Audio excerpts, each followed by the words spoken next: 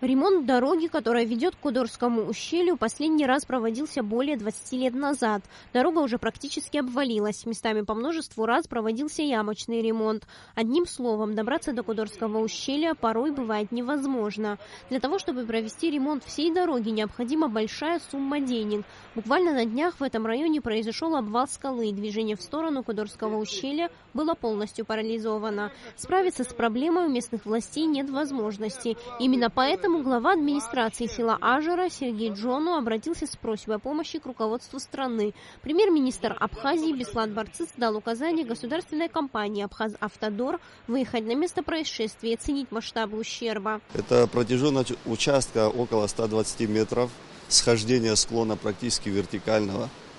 Участок засыпан высотой от 2 до 4 метров.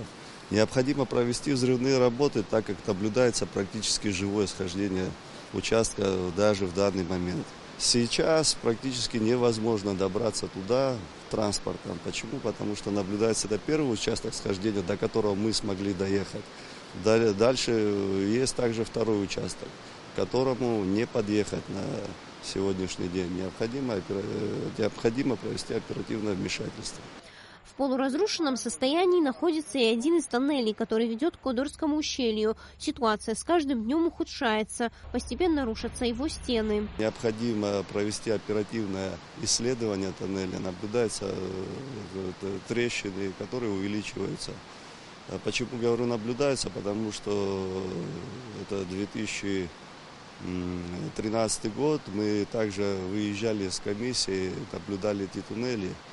Состояние ухудшается. Специалисты уверены в том, что если не решить эту проблему в ближайшее время, возможно, дорога будет заблокирована. Царьесмыр, Алексей Гухава, Абхазское телевидение.